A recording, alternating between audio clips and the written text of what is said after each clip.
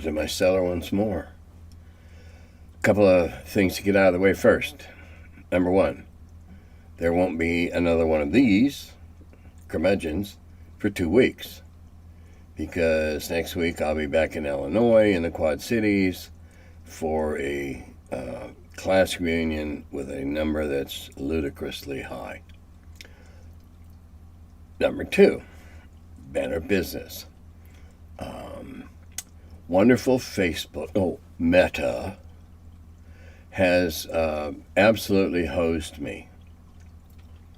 Someone tried to log in to my account from an unknown location, and they blocked him. Thank you, Meta. They also blocked me. Thank you, Meta. I can't get back on. I can't get connected. I try to go through their procedures, and it just spins and spins and spins and spins and spins forever, trying to verify I am who I am so I can get back to my accounts and my games. So I'm becoming really, really, really upset with this. If any of you know any secrets on how to get a hold of the entity formerly known as Facebook, please share that information with me. Thank you. Yeah, that's all for now. I will be doing an unfiltered sometime in the next few days, and when Jim will release it, I'm not sure. Love the kitten having... Wow, what happened? This printed too small. Love the kitten having its own show in the background. I have 7 rescue kitties.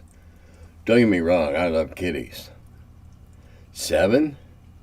You must have some powerful air filters.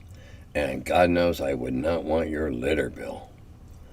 Do you have any knowledge or thoughts about Gary's legendary adventures?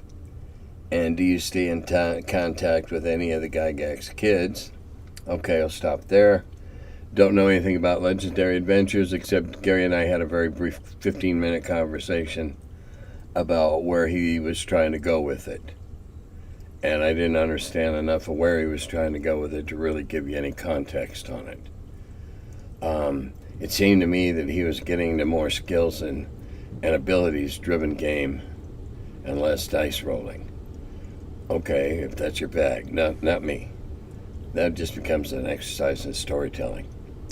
Anyway, am I in contact with any of the Gygax kids? Well, let's see. The girls, yes.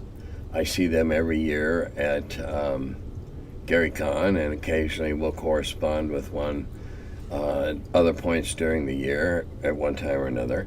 And I'm still in touch with Gary's first wife, Mary, and I correspond with her occasionally on Facebook, if I was on Facebook, of course.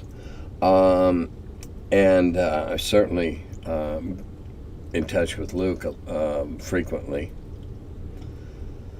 Ernie, not so much. Ernie's chosen to go down in flames with La NASA and this phony hobby shop museum enterprise. And I couldn't understand why, but nope, I don't get in touch with Ernie. And it's a shame. I mean, if I see him at a con, I'll say hello, I'll be courteous and that. But I don't know where Ernie's head's at, being in bed with La NASA. Car. Yes. Yeah. Mike and I make a point of tracking down Mike whenever I know he's at a con that I'm at. So I get to see him 3 times a year. And that's always nice. Kuntz. No. I haven't had any meaningful conversations with Rob Kuntz since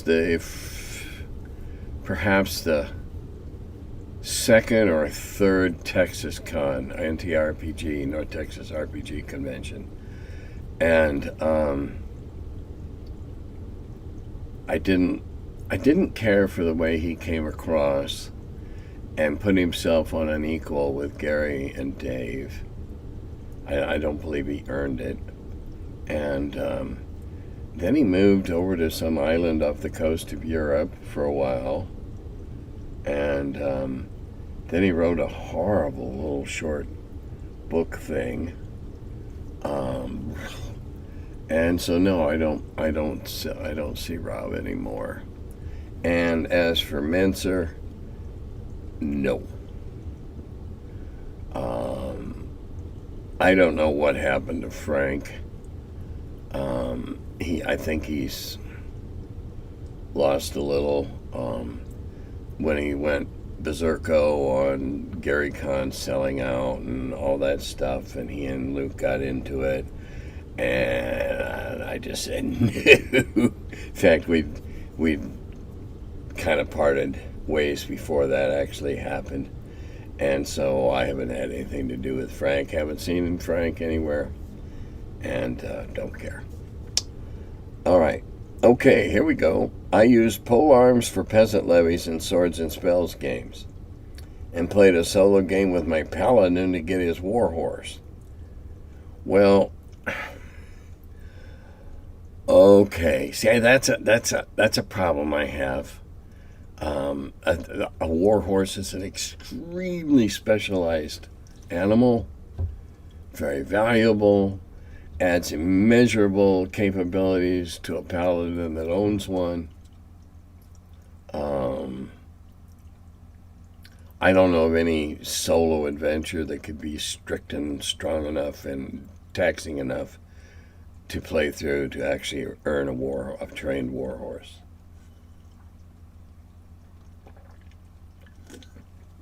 My opinion.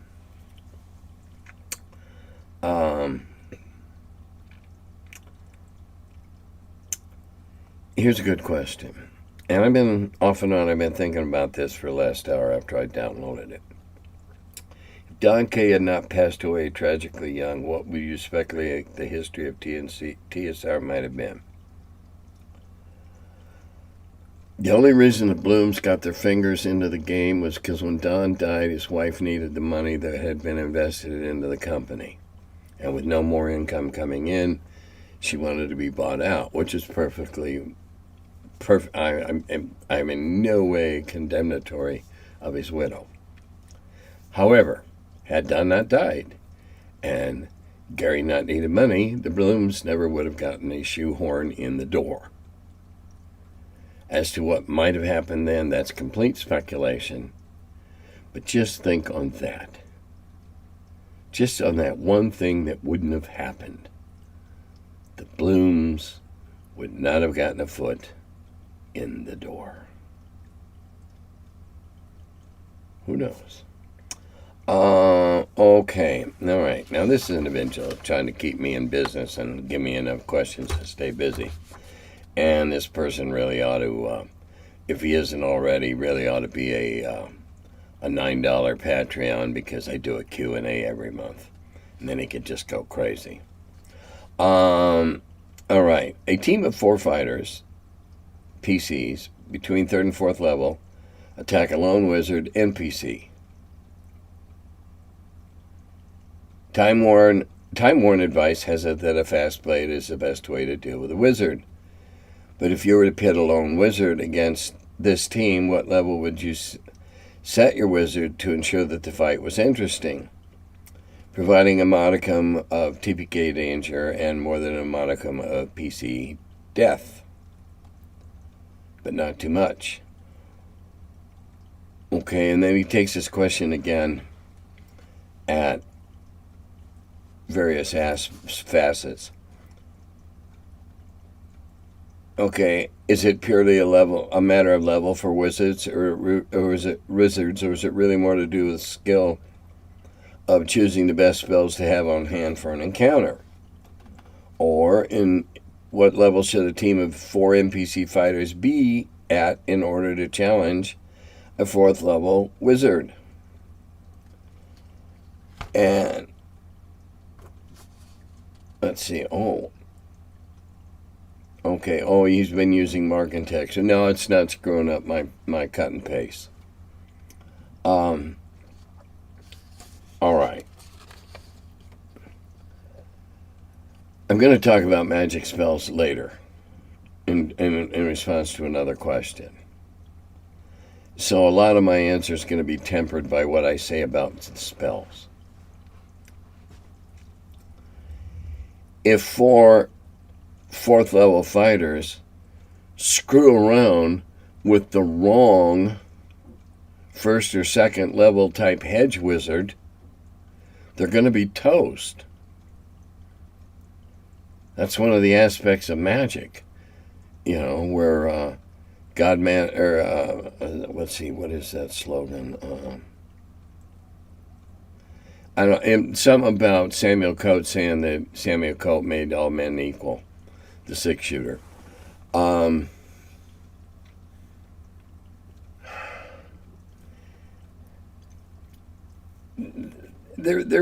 There's not a necessary rule of thumb in a small single encounter like that.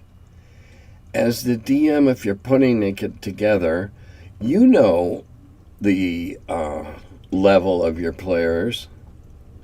You know their capabilities, and I'm not just talking about the numbers on paper, but I'm talking about the real live human beings sitting there eagerly looking at you with their pencil in one hand and rolling dice in the other.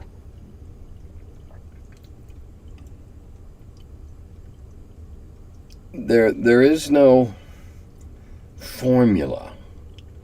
Now, when I'm designing an adventure, I might, in the overall, tote up how many potential encounters a group of players might have based on hit dice,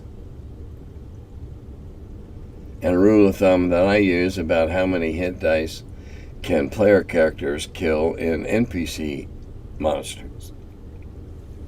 Obviously, it's not one-on-one. Obviously. Because big, dumb, stupid things get lots of hit dice sometimes. But with skillful fighting, not that hard to kill. And, well, they may be hard to kill, and you gotta poke them a bunch of times. But they're not real fast, so you're not doing a lot of dodging for your life. That type of thing. A 4th level wizard. See, this I feel is one of the problems of present day role playing. Only 4th level? Look at the list of spells. Look at the list of things a 4th level adept, practitioner of the arts, whatever, is capable of doing. And again, I'm going into spells a little later, and we'll read through some of them, and I'll further address this question. Okay. And again, a 4th level wizard player character. Who's to say if you're using dice, he might toast all 4 of them with a well-conceived spell, well delivered, or they might make mincemeat out of him if his spell didn't work. There are no correct answers to that, in my opinion. I rule. Not the least because at 11:56 at the last one, the bottom right of my screen, my kitten attacks your stone wall with fearsome power. What's our kitten's name? We have 2. And I couldn't tell you which one that was. We have Luca. He's going to be Luke. And, well, first he was going to be Larry, because he's kind of different colors all over. He's really quite fascinating. He looks like a patchwork cat. Very friendly, very forward. And then we have his brother Liam, much more of a dark gray-barred tabby. They're so young and they don't even have their eye colors haven't even fixed yet.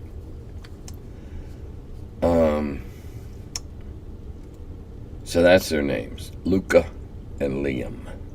Luke got changed to Luca because our 5-year-old great granddaughter had been watching something on TV where the character's name is Luca, and so it got changed. Care to stat my cats? Seem to be a kitten. But how would I stat block this fierce familiar? Well, the way this has worked out this week, there's I'm going to talk about familiars in a little while. Shortly, very shortly. Obviously, they're kittens. Now, if they were magical kittens, of course, they'd be lightning fast, and they'd have razor claws, and they'd be able to jump on your face and savage your ears, and back leg your under your chin, and they'd be hell on wheels. But they're not. They're just two goofy cats that we got from my daughter, whose slut kitty got knocked up again. But she's being fixed this week. Guard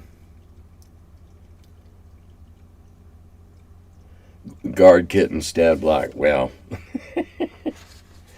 we're going to talk about familiars in a minute. And all right.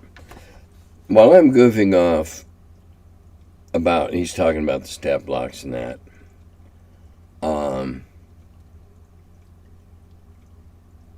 RPG News, apparently WotC have filed an injunction, yes, against new TSR pertaining to its beta release of Star Frontier's New Genesis, which has been shown to contain misogyny and racism in its contents.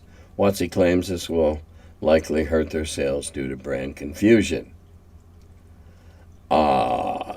Yeah, I've seen the injunction. It was shared on Facebook several days ago. I believe, and not because of who's right and who's wrong and whatever, I believe, based on previous claims of this nature, that WotC will prevail. They definitely claim ownership to the much greater intellectual property than the band of sleazeballs in Lake Geneva. This lawsuit's going to come crashing down on a whole lot of people. They're going to get subpoenaed and drug out to Seattle and have to testify or be deposed. And it's not going to be a pleasant thing. I don't believe Lanasa has a leg to stand on because he's infringing upon intellectual property of Star Frontiers.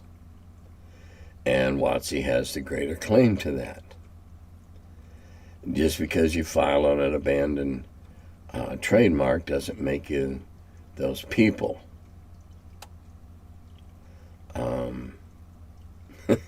If only it did, I'd go file on a bunch of abandoned trademarks and I'd be on the Dow Jones. Supposedly.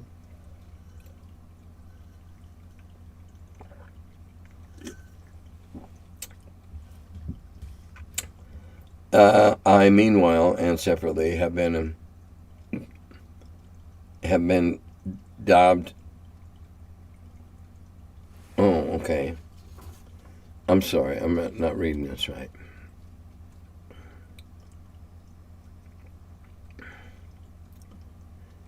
Separately been done. Okay, yeah. Somebody's turned him into the FBI for doxing somebody.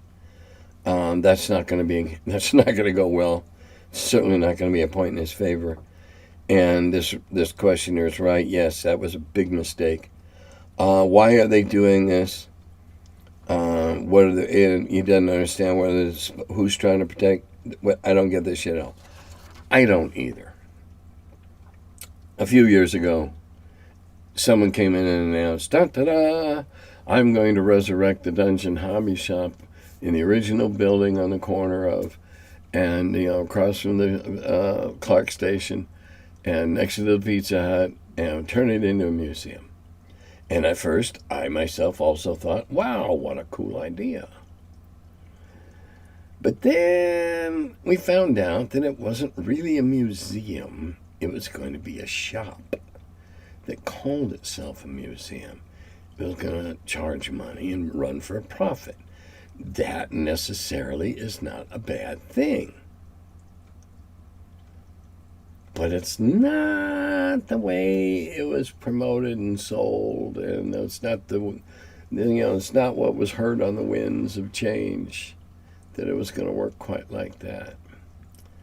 And then this before I realized, who I was getting in bed with. I made an offer and was taken up on it, and then never saw anything. So that should have set me off right there. All talk and no money. They filed on the abandoned trademark that Jason Elliott had when we were putting out Gygax magazine.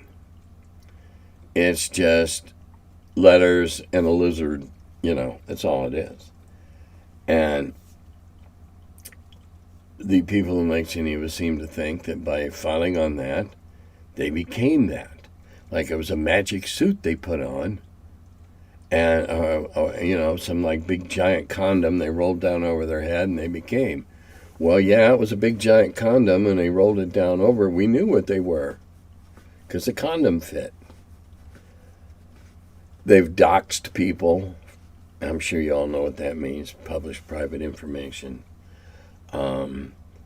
They've created numerous fake accounts so they can get in and trash other people's threads. I have no idea what they're trying to do unless I don't know, perhaps someone told him that there was going to be an award this year for the most colossal prick in the gaming business. And he's trying to win it. Big silver dick on a platter. I don't know. I have no idea what he intends to gain by doing this. He's going to dupe the occasional person that comes to Lake Geneva that isn't plugged in on social media and know what he's doing up there. I don't know. You might as well analyze the rationale and determination behind a madman. Makes about as much sense. Are they just some of the people who just want to watch the world burn? I don't know.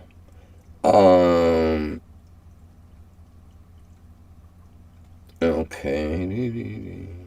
Oh, the kitten. Congratulations on the kitten appearance being well played. Right now they're sound asleep over on the other side of the basement, the cellar. I recall you mentioned playing games run by Gary Gygax, but did you ever play a game run by Dave Arneson? No. To be fair, I will say only that I do not know of a single session that Dave Arneson ever ran in or around Lake Geneva during his very brief and very unsatisfactory period of employment. Dave Arneson didn't like me. I was beneath his contempt. He literally looked down his nose at me like I gave a shit. But no. Okay, now we have a quick fire round. What are the 5 best ways to stop a monster or an enemy from chasing you or the party? Well, number 1's got to be to kill it. There's any manner of delicious ways you can do that. Subdue it and tie it up, only if you know that what you are tying it up with it can't break. Put it to sleep. Make sure it's in a very deep sleep that's going to give you plenty of time to get away. Kill it. Or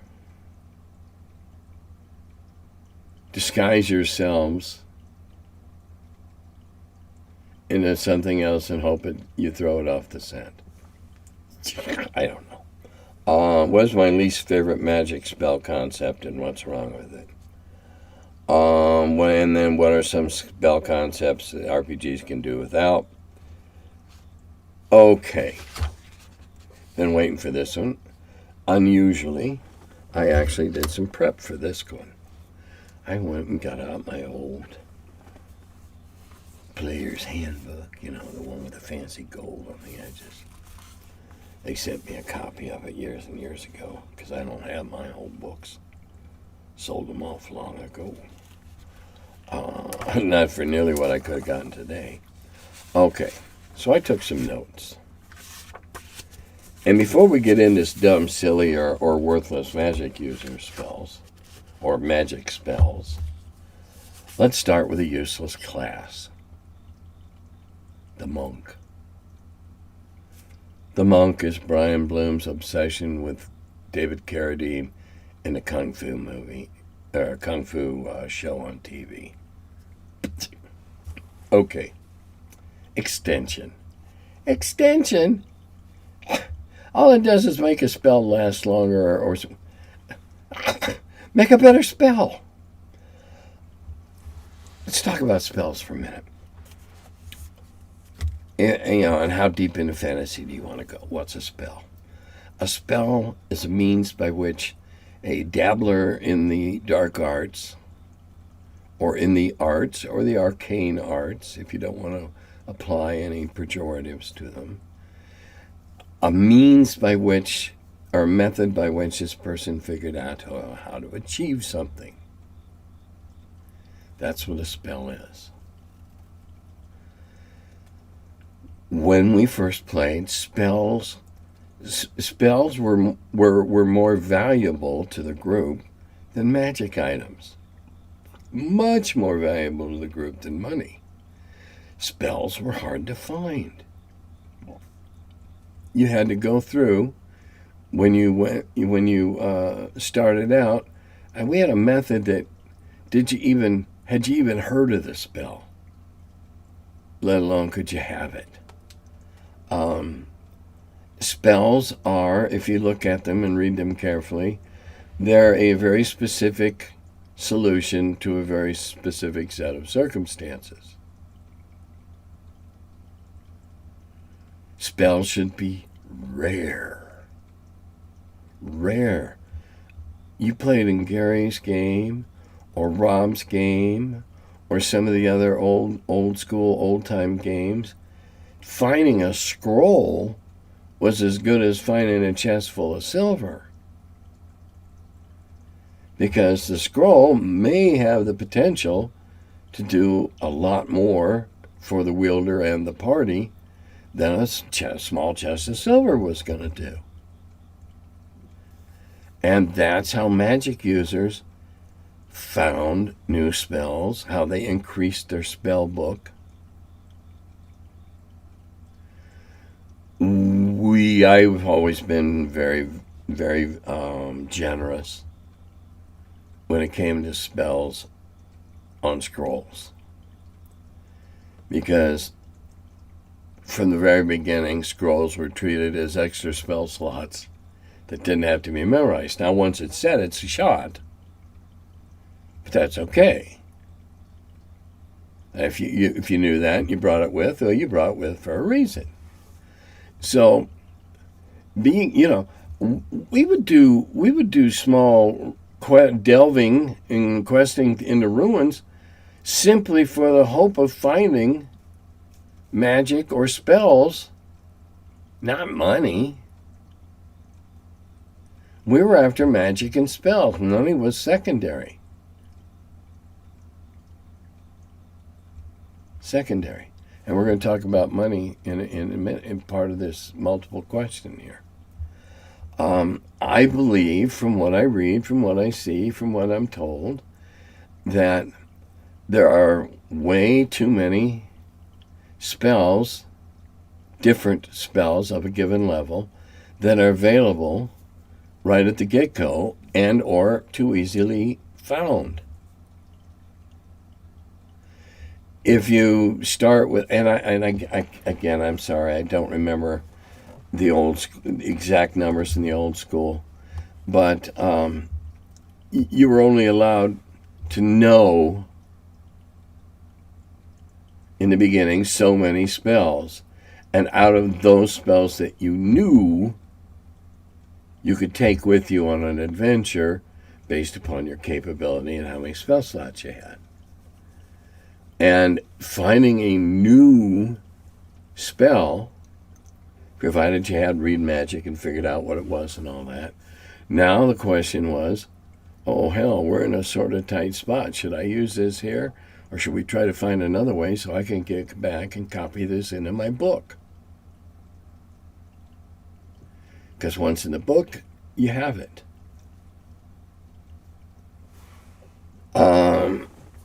Extension, silly. Glassy? Isn't that a little anachronistic? Transparent glass? 4 inches of stone? That's great. That's adding an anachronism right off the bat.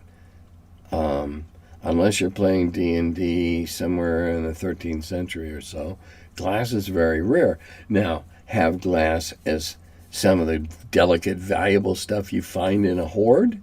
Certainly. And make the glass stupidly valuable. And also incredibly easy to break. Great risk, great reward. I'll tell you 2 spells that if I had my way, I could go back on my H.G. Wells time machine. I would strike dead the first people.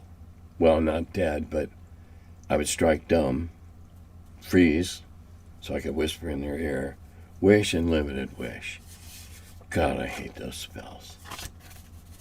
So easily abused by both sides. So easily abused. Shouldn't be a spell. It should be maybe once in a while a scroll, or maybe once in a while attached to a ring, or a walnut picker, whatever. Here's one. Mass morph. Who wants to play tree? The whole purpose of this is to turn the party into a grove of trees. Now, this is an example of something a wielder of the arcane arts somewhere came up with to do a specific, to achieve a specific result. Ooh, did I just sort of contradict myself?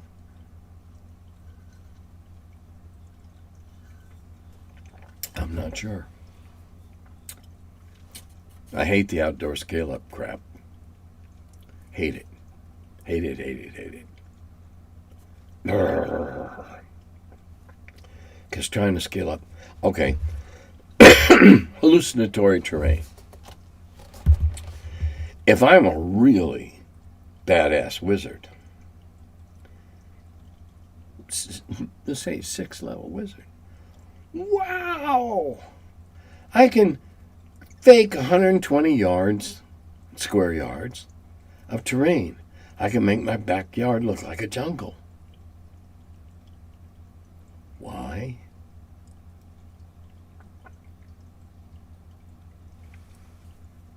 Never did understand that one.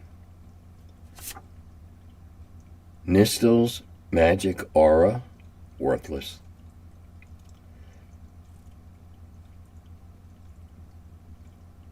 Okay. There's 2 spells that are listed as 1st level that should be much, much higher, in my opinion. First one is Tensor's floating disk. My God, what a wonderful thing that is to have. A 1st level hedge wizard can somehow stumble onto it. Now, if the DM never puts a scroll or a spell in there without conscious decision, meaning doesn't roll a chart and say, oh, it came up. Okay. You can deal with this stuff.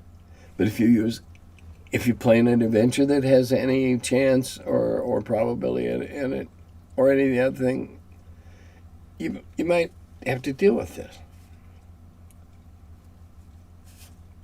Hate that.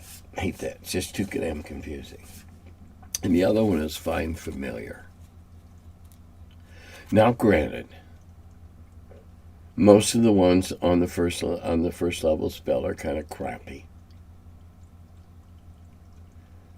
But that supports my point that finding a familiar should be something at a higher level. You have to achieve a higher level before you can do it, and then it should be something better than a butterfly or whatever. But the point remains that the list in there is kind of weenie, and it's too low a level. Which, when you think about it, if it was like a 3rd or 4th level spell, finding a familiar would be a wonderful thing on your own, spontaneously. It makes a great trigger reward that a DM can put in. If a magic user triggers it, they can find a familiar. Wow. Because familiars, if well played by both sides, can add an enormous depth of play to the game.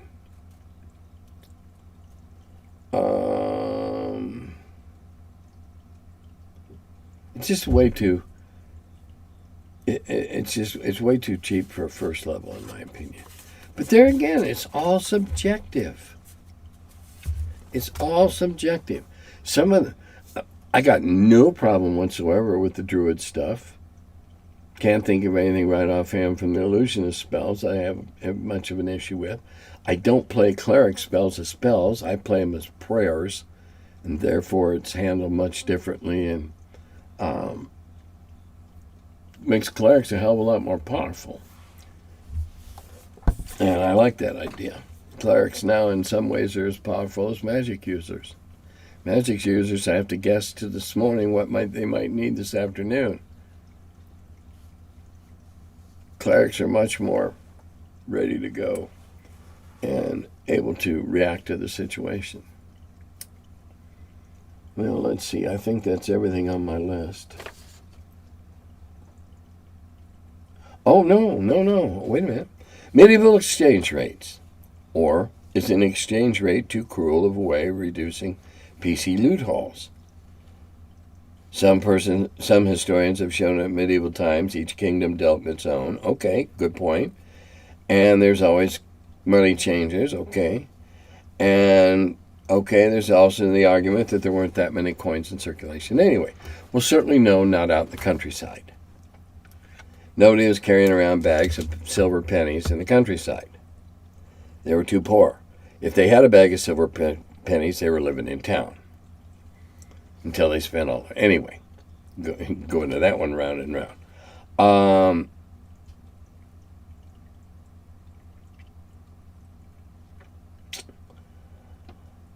No, exchange rate's one way. I used to just have inflation. Inflation is, too much M, too few goods.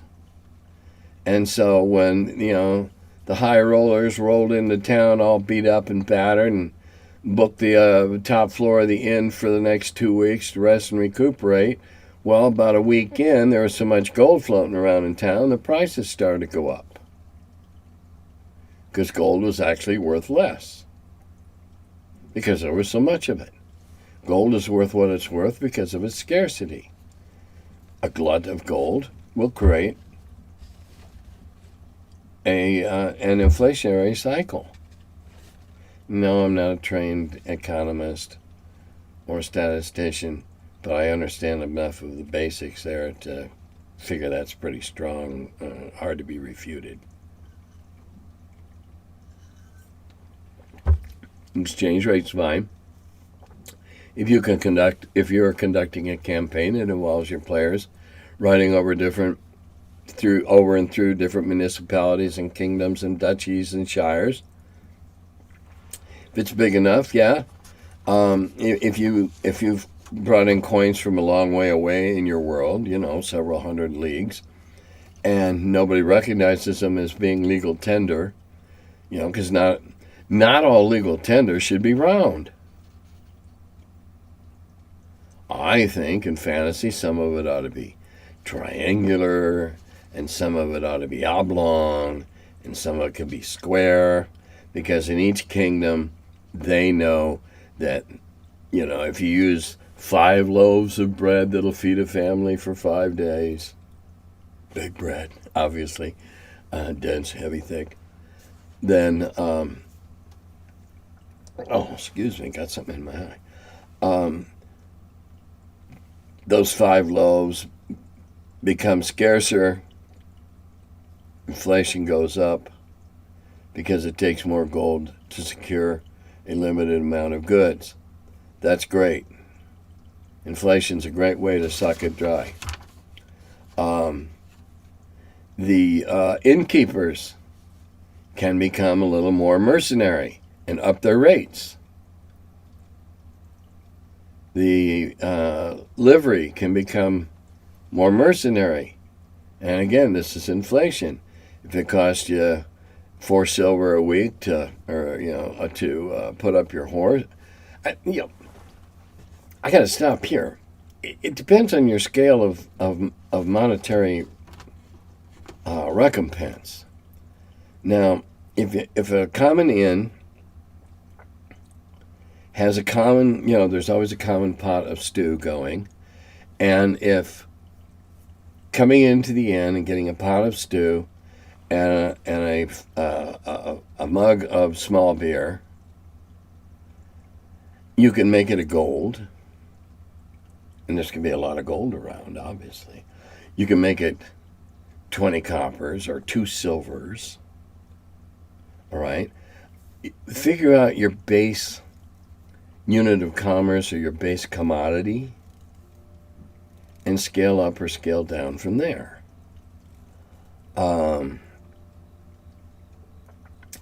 There's so many ways to part a fool in his money. You can have them, and again, this is going to depend on the individual personality of the DM. But if you want to scam them out of huge amounts of money, send in a con man. You're the con man. And if they don't get really good perceptive dice rolls, fleece them. It's life. Large sums of money draw confidence men, fraudsters, robbers. Knock them over the head, slip them a Mickey Finn at the bar when they're carousing one night. And the last question, should all magical items have a flaw to them? No. No, I don't believe so. A ring of pure water or, something where you've taken an object and, made a permanence of it in it with a spell. They could if you wanted. And I think that the higher the potency of the item is, the more fun it is to put in a flaw. I don't think they have to have one. When I create monsters, yes, every monster should have a weak spot, or else it's just a buzzkill, not to mention a party kill. But a magic item doesn't have to. No. Now, if you want to get into, moralist plays and that, you can have a magic user item that eventually takes over the mind of the wielder or something like that. But, if again, define your magic item. Is it a magical pruning shear that seals off the stems that you cut and makes the flowers last 3 times longer than normal? Or is it a battle axe capable of disemboweling a horse? Capable of being used to disembowel a horse? See, it's all relative. Is it a magic sewing needle that you get out the thread, set it down, put out your torn garment, put the needle down, the needle threads itself? Well, I guess you could give that a flaw. Occasionally it sewed it to your arm, or occasionally it used the wrong color thread. I don't think that anything requires. However, if you're creating one-off stuff for your campaign, and the day you think it just might be a little more than can be handled, well, sure. But put a flaw in there that's not terribly obvious. Put in a flaw that can only be found through the kind of play, the line of inquiry, the manner of behavior, whichever you're trying to influence. Because if we as DMs do not assume the role of marionette master every now and again and try and cause the puppets to dance madly on the stage every now and again, I don't think we're doing our job. Just my thought. And I think that's all the questions. Just recently ran a game of Wheel of Blame for only 4 players. So I gave them an NPC meat sack to put up in the front, and sure enough, they had to resurrect him halfway through. I don't know. I had a great time. I can only hope they did. I haven't heard back, even though I asked. So maybe they didn't. And the guys in Okinawa, yay, Okinawa. I'm going to be running another game for them in October. So that'll be fun. Remember, if you like the channel, subscribe. Doesn't cost you a dime. If you really like the channel and you want to see me able to get a new chair, for instance, that puts me up where I want to be, and a better camera at some point in time, well, sign up for my Patreon. The high level gets you a Q&A once a month, and the middle level gets you and the high level also gets the unfiltered or unplugged or whatever we call the not suitable for work version that I do once a month and talk about anything, graving, whatever. You can sign up for that. And if you just think you want to be a sport, you can go for $3 a month. But actually I am starting to budget money for some. I've got a green screen I'm working on and got to get a frame for that, and then I'm going to get a better new chair and maybe even improve the camera. I don't know yet, but certainly going to improve the lighting with the green screen. So I'm very slowly transforming my office into a studio of sorts. So yeah, Patreon, subscribe. Finally, it looks like the Curse of the Weaver Queen is going to it's going to the printers finally. I want to, at this point before I close, I want to caution everybody or commiserate with them about the slowness of getting a lot of Kickstarter stuff fulfilled. And I'm on that end myself with my Curse of the Weaver Queen. Oh my God, it's taken forever to get it out. And I have a good friend who's having the same issues. He just sent off all the money to have the hardbounds printed, and they won't be done before mid to late December, which means really realistically January. So things are just taking an enormous amount of time. And bear with us, and keep in mind that anything that has to be printed,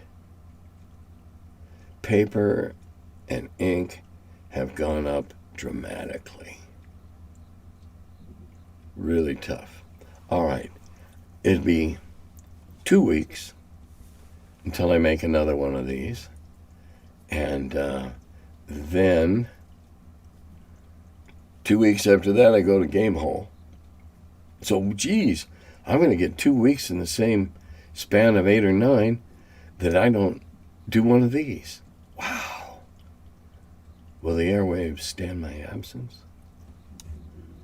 Stay tuned and we'll find out. Dodata Gobi.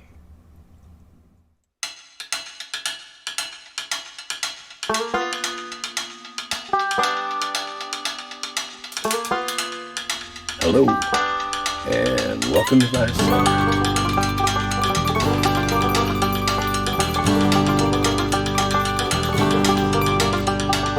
He's the curmudgeon who wrote about the dungeons. Now he's the feller, live from the cellar. Talks about D&D and old school RPGs. Still quite a feller, the curmudgeon in the cellar. Last man around when them rates went down. Calling Gary in that Lake Geneva town. Hey Gary, it's an awful mess. Let me edit, we'll have success. D&D and Dragon Magazine. He's the curmudgeon who wrote about the dungeons. Now he's the feller, live from the cellar. Talks about D&D and old school RPGs, but he's still quite the feller, the curmudgeon in the cellar. Magic missile, it's a mortar shell. Make it hit in the first level spell. Brought psionics to the game to attack that wizard's brain. DSR and fantasy, collection of micro armory. Titan with tramp under a tree, high as could be. He's the curmudgeon who wrote about the dungeons. Now he's the feller, live from the cellar. Talks about D&D and old school RPGs, but he's still quite the feller, the curmudgeon in the cellar. Still quite the feller, the curmudgeon in the cellar. Curmudgeon.